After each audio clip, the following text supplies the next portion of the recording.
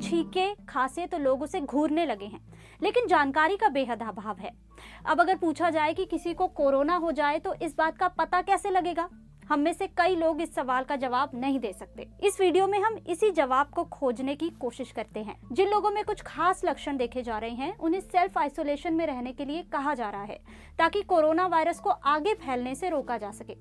अगर आपको बुखार है या लगातार खांसी हो रही है तो आपको 7 दिन तक घर में रहना चाहिए, और जो लोग आपके साथ रहते हैं उन्हें 14 दिन तक घर में रहना चाहिए।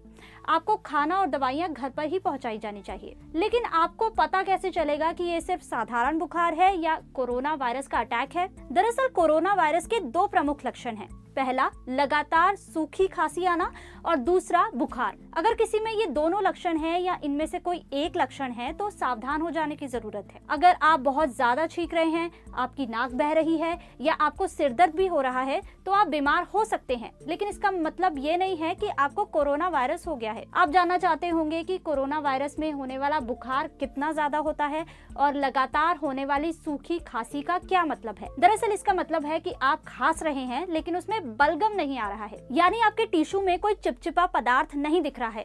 लगातार खांसी का मतलब है कि आप बार बार खांसे जा रहे हैं, यानी आपको बार बार अपना गला साफ करने की जरूरत महसूस हो रही है। और कैसे पता लगाएं कि आपको जो बुखार हुआ है क्या वो बुखार कोरोना वायरस वाला बुखार है? सबसे पहली बात तो आपको बुखार होगा तो आपको पता चल जाएगा। तकनीकी तौर पर अगर आपके शरीर का तापमान 37.8 डिग्री सेल्सियस या 100 डिग्री फ़ारेनहाइट से ज्यादा हो गया है तो आपको बुखार है।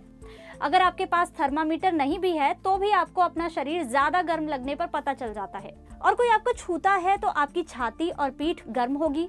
अगर आपको इनमें से कोई भी लक्षण हो रहा है तो आपको और आपके साथ रहने वाले लोगों को 2 हफ्ते यानी 14 दिन तक घर पर रहने की जरूरत है। अगर आप अकेले रहते हैं तो 7 दिन तक घर पर रहना होगा। और बुखार और खांसी ठीक ना हो तो तुरंत डॉक्टर से संपर्क करें और कोरोना का टेस्ट करवाएं।